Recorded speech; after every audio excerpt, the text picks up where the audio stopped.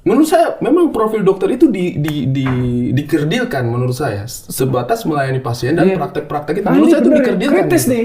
Padahal bangsanya kita ini disadarkan oleh seorang dokter. Iya, 20 Mei 1908. Budi Utomo dan Stovia. Tidak ada kesadaran itu, tidak ada politisi hari ini. Iya dong, Pak. Iya. Tidak ada politisi hari ini. Karena itu kesadaran berbangsa itu menjadi pondasi semuanya dan itu dipikirkan adalah hikmatnya seorang dokter gitu kayak kita itu harus jadi sebuah bangsa gitu. Ya makanya cara membangun kesadarannya kan adalah dengan subsidi fakultas kedokteran. Enggak. Itu bisa terjadi kalau kebijakannya sesuai. Bang, Kebijakannya sesuai. Saya tak tanya Mas, di kedokteran itu mahasiswa-mahasiswanya itu satu berpolitik kah atau tidak? Dua, ada nggak sih kayak misalnya kami di kampus gitu? Kita boleh berafiliasi misalnya dengan himpunan mahasiswa mahasiswa ini. Boleh. Ada dokter yang ikut kayak HMI. Ada banyak. Di saya ada. Aku dulu senat malah. Aku tuh aktif. Temanku BEM UNIF. Berapa orang dari sekelas? Nah, itu yang ditanya. Adakah dokter yang seperti itu? Ada, tapi sedikit. Rata-rata mereka Karena dengan jadwal yang ini mau kemana lagi gitu loh. Kecuali yang memang kayak mereka tuh hanya peduli akademik. Kecuali yang kayak malas gitu kan, yang malas yang gitu. dianggapnya adjustment-nya tuh kayak gitu. Jadi image-nya dokter tuh adalah kutu buku, belajar, pulang, dapat nilai bagus, jadi dokter spesialis. Jadi kayak dicetak massal gitu loh. Dan itu sudah bertahun-tahun. Udah dicetak massal. Sorry ini boleh nggak saya sebut itu pengkerdilan menurutku ya? Ya setuju. Karena memang kecerdasannya dokter-dokter ini satu kelas ya, saya satu kelas itu 144 orang. Ya, aku 350. Sorry, 114 orang. 114 orang itu cuma 2 yang ikut organisasi luar, HMI IMM. Sisanya mungkin sekitar 30-40 yang ikut organisasi intra. Yang Himakagi, Himpunan Mahasiswa Kedokteran Gigi yang ya dokteran-dokter lah gitu. Ya udah, sisanya tidak ada. Iya dan kalaupun kita di dalam blog tuh, di dalam pendidikan kedokteran tuh ada yang di bagian kayak ilmu kesehatan masyarakat. Itu sesuatu yang pasti dianggapnya membosankan bagi mahasiswa. Jadi memang dididik dari S1-nya aja tuh jarang ada ilmu hal ini. Bahwa bersuara itu kayak hal yang tabu. Apalagi mengkritik senior. Oh ini kan baru bullying. Ada lagi yang lebih kritis. Dari pancing kan, tapi main aman ini tetap. Kalau bullying itu kan tahap spesialisnya. Mengkritisi senior, main aman tapi kasih tahu dulu. Loh, tapi kan klarifikasi ini benar bisa ditanya. Mengkritisi senior, mengkritisi orang yang lulus duluan, padahal dia tidak lebih pintar dari kita, itu adalah hal yang cukup tabu kalau di dokter. Misal kau angkatan berapa? 96 misal. Iya. Bukan maksudnya. 96 masuk kuliah. Saya 95 Mas, maaf.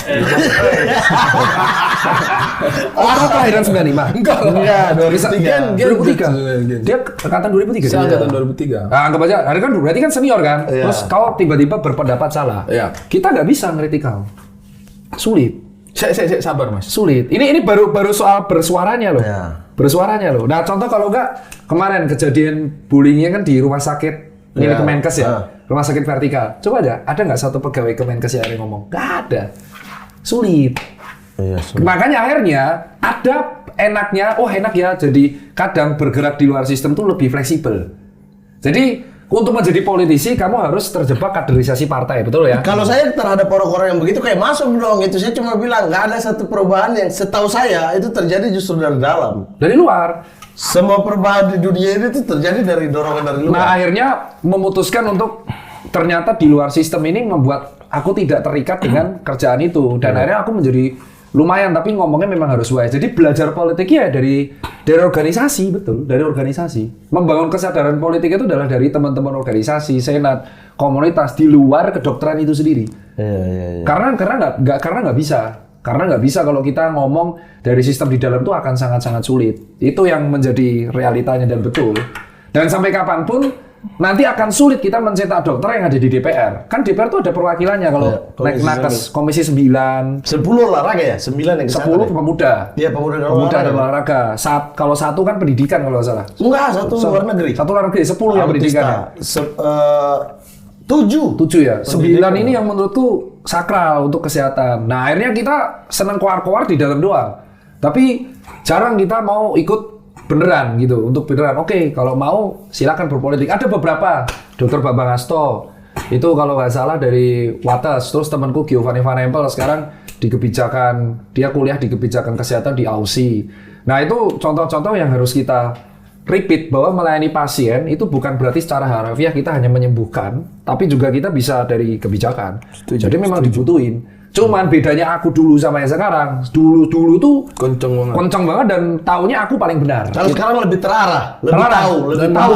membuka dengan Ya pertumbuhan manusia lah. Dan nggak semua orang harus direspon. Itu di medsos. Jadi dulu tuh aku Ya semua. kayak itu akun Mamat Ganshop kan nggak usah direspon, itu emang anjing aja. Tapi aku ngiranya tuh kau karena ngapain aku? Ngapain saya? Saya bukan itu ada Fufu Fafa. Bukan. Itu ada Fufu Fafa. Siapa tahu kamu juga punya fake account hobinya ngerosting orang. Saya aja baru tanya Kaskus ke Anda tadi loh. Oh iya betul. Saya tidak nyambung. Apa? Apa Fufu Fafa kenapa? Saya juga tidak tahu. Fufu Fafa tuh kan akun di Kaskus. Ya, cek aja lah. Tidak, saya punya. Saya tidak lama, sudah lama saya Dulu tidak main follow-followan sama ini di Kaskus. Enggak. Oh enggak? Enggak, saya beda forum. Oh, beda forum. Saya forumnya sepatu Tidak, semua. Itu kenapa rame? Nggak tahu. Apa? Kenapa kau mancing saya?